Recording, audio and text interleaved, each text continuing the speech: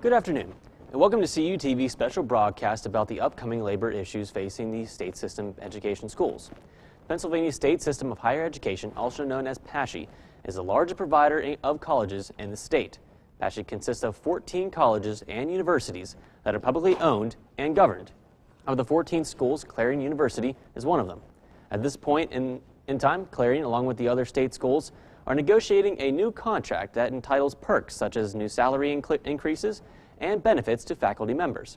Without the new contract in place, professors are forced to work under the old one, resulting in higher tuition for incoming current students. PASSHE employees are represented by 7 separate labor unions. So far, 6 out of the 7 have come to a tentative agreement. Last month, Clarion faculty unanimously voted for a strike authorization in case the 7th union cannot come to an agreement.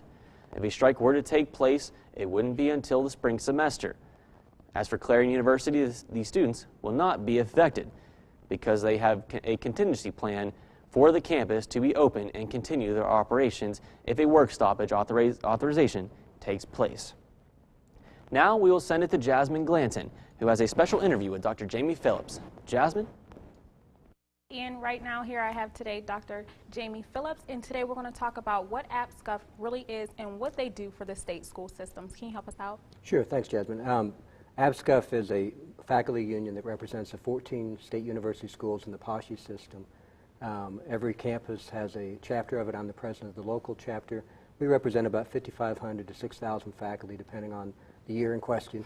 And we represent them in different ways, mostly through the bargaining of a collective bargaining agreement, which is a document that provides the instructions for how work is to be done on the campus, what we get paid, how we get tenured, promoted. And we are currently negotiating that with the PASSHE and have been doing so for like 2 years. Okay. I understand that there is a contract discrepancy. Can you tell us a little bit more about what's going on? We've been unable to successfully negotiate the contract because of some issues involving new things that the PASSHE wants to put into the contract. And so every 4 years or so you negotiate a new contract. As I said, it's been 2 years since our last one expired. We've been working under the old contract. We've come to agreement on the basic compensation package, which is really the same compensation package the other unions have already bargained for, almost identical. But the PASSHE wants to do other things that we simply can't accept. They want to change how temporary faculty get paid. They want to change the way distance education is done on campuses. And they want to change how annuitants, which are retirees, receive health care through the PASSHE. And we're still negotiating. We've negotiated last time on the 11th. We're negotiating again on the 19th. Okay, do you feel that a strike is likely to happen? I think the objective reality of a strike is very small. Right? We've never had a strike on this campus. We've never had a strike in the state of Pennsylvania except I think at Temple at a university. I would say, however, that the likelihood of a strike is greater than it ever has been, given the intransigence of the other side. We can't seem to get them to negotiate in any good faith. That is, they don't really do anything at the table. They don't really bring anything to the table. They're not willing to move on the items that they put on the table that we find unacceptable. And if they can't get some movement out of them, then there is a significant chance it could be a strike in the springtime. If the strike does take place, what will be the consequences for the faculty and students here on campus? It's very difficult to say because it is uncharted water. And because the universities have never had to deal with a strike, it's going to be uncharted waters for them as well. They say that they have contingency plans. That is not clear what that even means or what those contingency plans would be. They don't have the ability to simply bring in new faculty members to teach. That's not something that's really an option for them. The deans could come and try to cover classes, but that would be ineffective. Really, if there is a strike on all the 14 campuses, those universities will in effect be shut down. And then what plans they have for the graduation of students and for the taking care of the students that are on campus is unclear. I hope that they have good plans, at least for taking care of students on campus. We hope that that very fact is enough to push them off their current bargaining position, which is why we did the strike authorization vote as a means by which to tell them that we are serious, we will strike, in the hopes that we don't have to. Well, thank you so much for taking your time out to come down and speak with us today. Thank you for having me. Back to you, Ian. Thank you very much, Jasmine and Dr. Phillips. Coming up after this break, we'll have a personal interview with Dr. Andy Lingwall of the Communication Department. Stay tuned. Don't go away.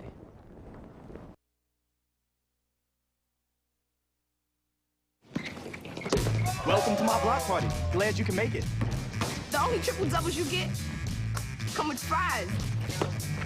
I can do this all day. Your moves are just gay. Using gay to mean dumb or stupid, not cool. Not cool. Not in my house, not anywhere. It's not creative, it's offensive to gay people, and you're better than that.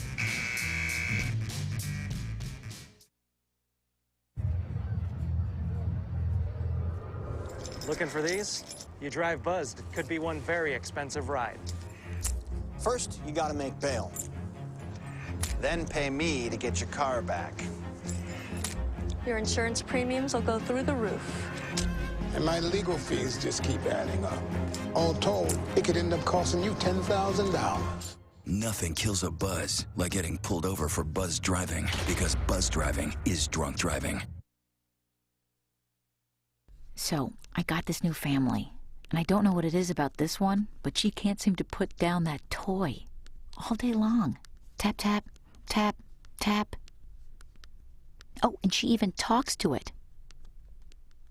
She talks to that more than she talks to him. What's up, bro? Nice shirt. Who's she talking to? Her mom? She talks to her mom a lot. Welcome back. Now on to an exclusive interview with Dr. Andy Lingwall, an Associate Professor of Communication at Clarion University. Dr. Lingwall is heavily involved with APSCUF as their mobilization chair. He explains his experience and the effects, along with in-depth understanding of the students' perspective on the strike authorization vote. Now on to Dr. Lingwall. Experience with Clarion University students have been that they're overwhelmingly supportive of APSCUF's plight. The fact that we have now achieved an overwhelmingly positive strike authorization vote. You may know that 87% of faculty at the 14 state system schools voted in the strike authorization several days ago, and we received an overwhelmingly positive yes on that. That's a 95% approval for strike authorization.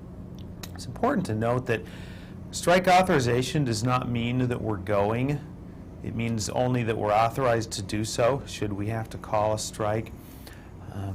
I think students feel nervous. They don't want to see their education interrupted, but they also understand our right to bargain in good faith, and the fact that a better contract for faculty means better education for PASSHE students. A series of steps leading up to any possibility of that, and including us negotiating a couple times a month with the state system. I think we have their attention now that they saw the overwhelmingly positive strike vote.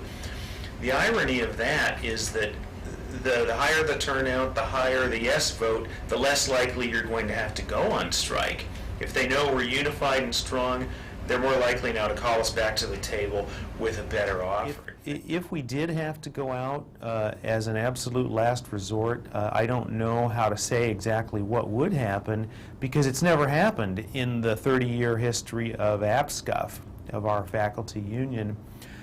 We would hope it would not be lengthy.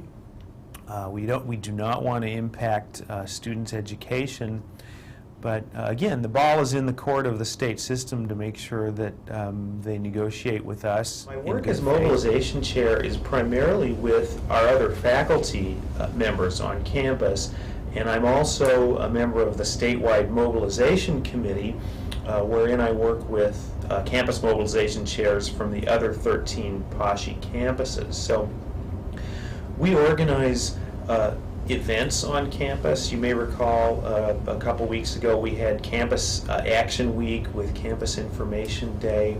Sometimes we organize campus rallies. We've done that for the last couple of springs. Chancellor John Kavanaugh has viewed this as an opportunity, and my belief is he viewed this as an opportunity a year and a half ago to fundamentally strike a blow against faculty and students in the state system, to fundamentally remake the state system in a new business-oriented model. He's seen that as an opportunity to fundamentally remake the system and catch us at a weak moment with the country having been in a recession a year and a half ago.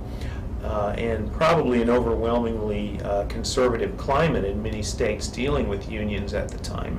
And we're not letting him do that. The answer is no, and that's the reason things have gone on and on. We do not believe in the Chancellor's view of turning education into a product-oriented business, because we're people, and these are people's lives. If we have to go out on strike, we believe that the Chancellor will probably be convinced rather quickly that his vision of the PASSHE as a business is not working out, and that we've overwhelmingly rejected it. Hopefully we'll get to that long before we even have to go on strike. Beyond the positive strike vote, the best thing we can do is work very hard with them to negotiate a fair contract over the next month or two, and for students and families to send a clear message to Chancellor John Kavanaugh to be fair. Email the Chancellor at jcavanaughh@passhe.edu. Send him a simple message. Say, be fair. Tell him that his fairness is going to predict your future. Your future depends on his fairness.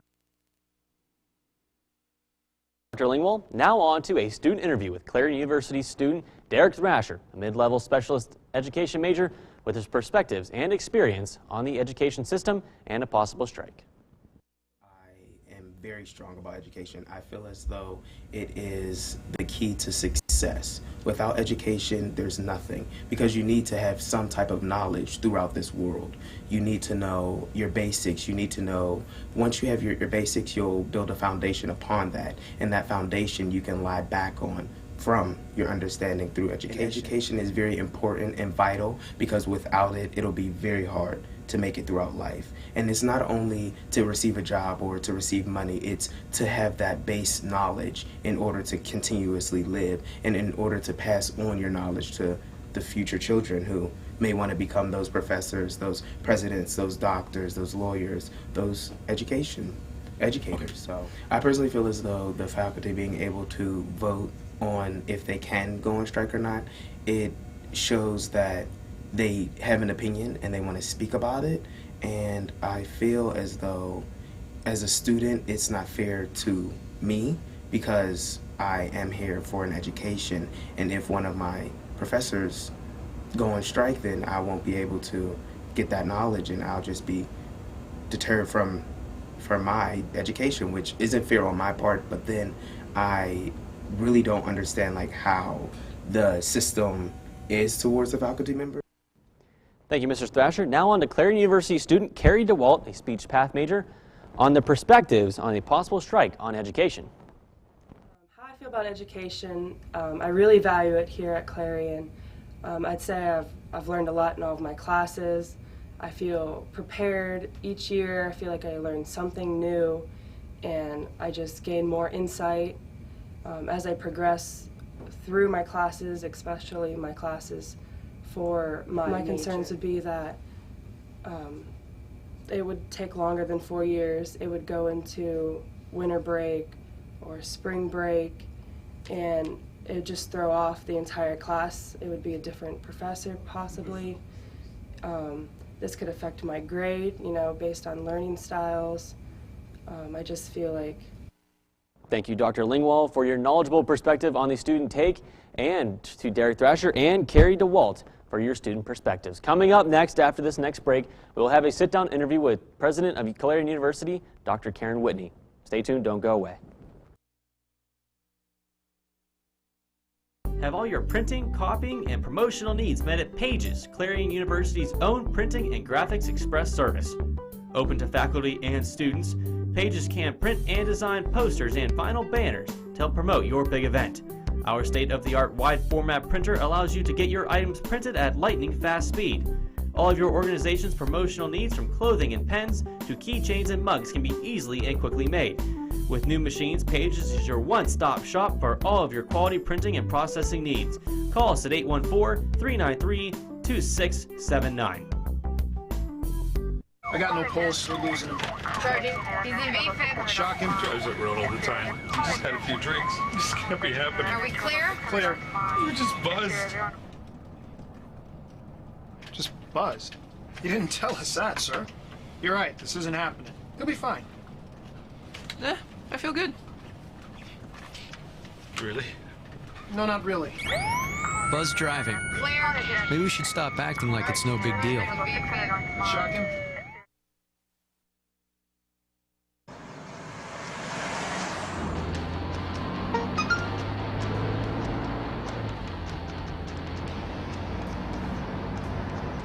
The average text takes your eyes off the road for nearly 5 seconds.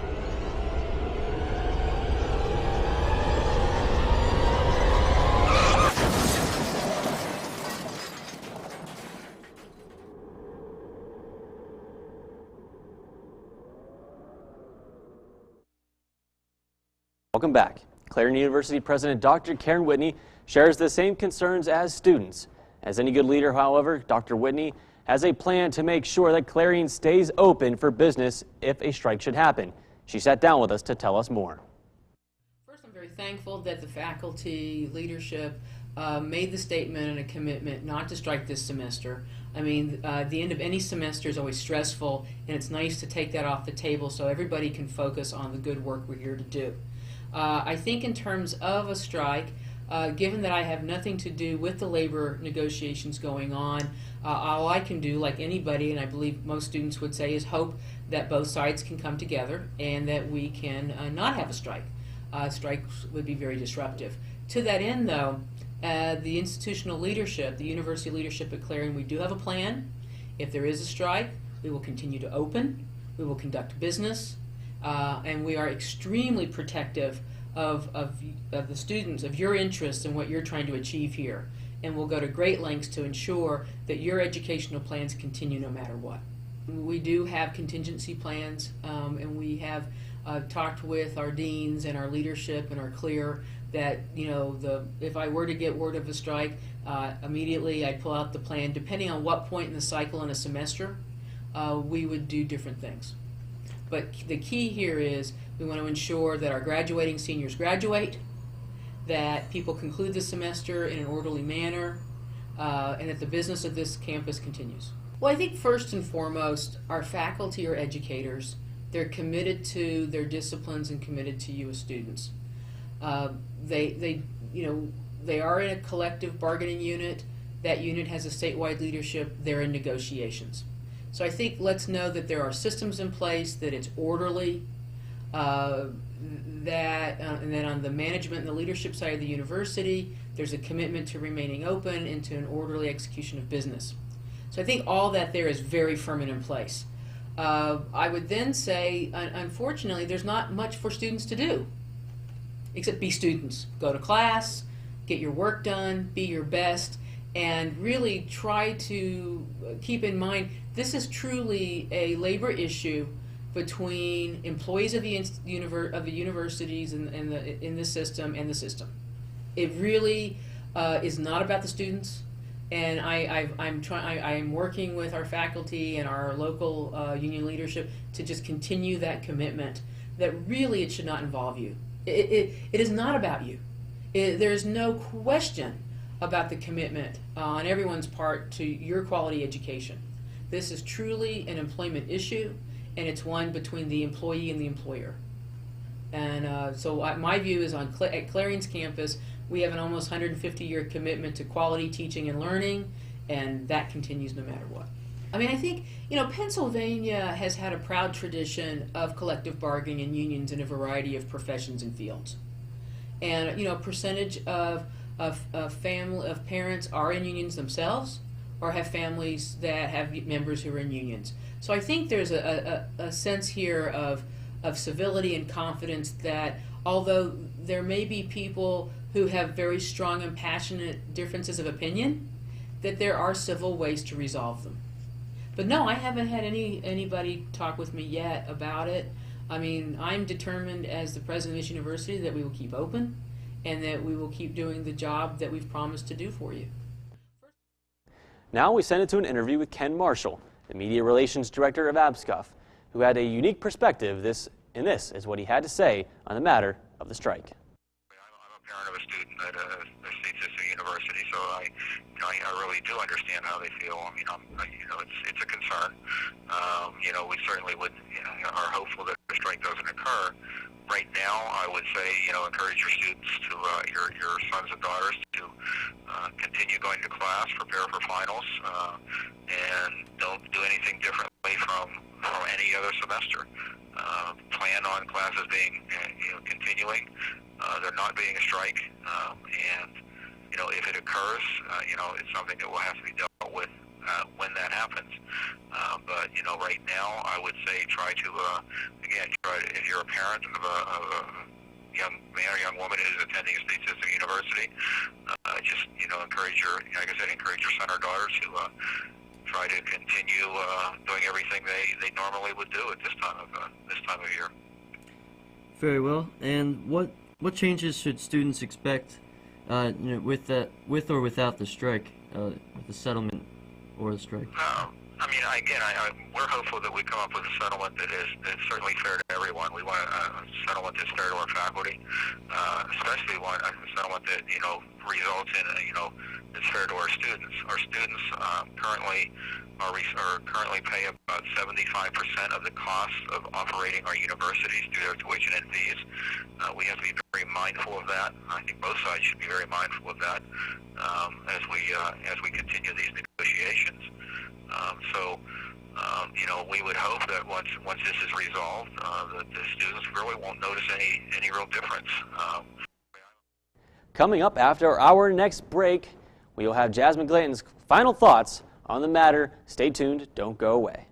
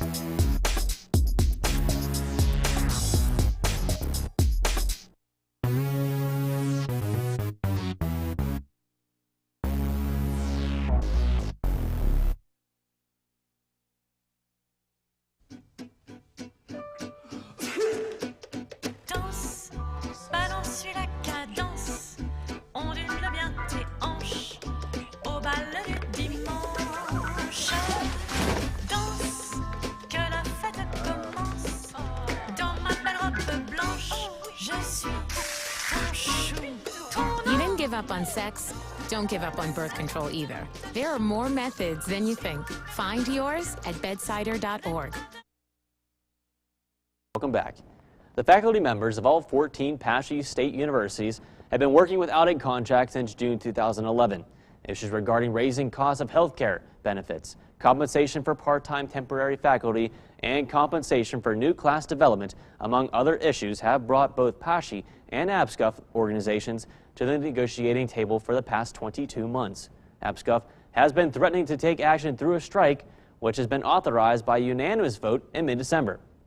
With growing tension amongst Clarion University students and staff, PASSHE and APSCUF have utilized various PR techniques to persuade and convince academic security. In APSCUF's letter to the editor publicly posted in the November 29th issue of the Clarion Call, it stated that they will not go on strike. We want to educate our students. However, the core meaning of the union is one we cannot accept the Chancellor's unsubtle attempts to divide and explicit segments of our faculty union. On December 6th, the issue of in the Clarion Call, PASSHE's letter to the editor, they make a point that students make up 75% of operating funds through their tuition fees due to recent budget cuts. They think it will be possible to reach an agreement similar to those of their additional 6 labor unions. The overwhelming response from Clarion University students is a fear of interruption within their academics, causing a delay in either a longer school year or potentially elongating their graduation date. Students may now express some relief, for APSCUF has officially announced that they will not strike this semester. A negotiating meeting is scheduled for December 19th in Philadelphia. APSCUF is prepared to strike at any time if a contract is not agreed upon within the near future. Now on to Jasmine Glanton for the final word. Labor and management have been butting heads since the dawn of time. The Great Railroad Strike of 1877 against the Baltimore and Ohio Railroad Company in Martinsburg, West Virginia, could not have raised the stakes any higher after pay cuts were issued, and it took the Maryland State Militia and federal troops to put down the violent nature of the strike. It just goes to show you how much workers are willing to retaliate for equality. This event has set the grounds for the future labor union leaders such as Samuel Gompers, who stood up to the cigar giant David Hirsch and Company and established the American Federation of the Labor, and Eugene V. Debs, who fronted the Pullman strike against Pullman Palace cars and created the American Railroad Union. But over 130 years after this occurred, union workers and their management continue to disagree on what is considered fair treatment in the workplace. We'd like to thank you for joining us here at CUTV for this special broadcast about the upcoming labor issues and how you can prepare for them. For everyone here at CUTV, I'm Ian Hunter. And I'm Jasmine Glanton. This is Jasmine Glanton. Have a wonderful holiday break, everyone. We'll see you in the springtime.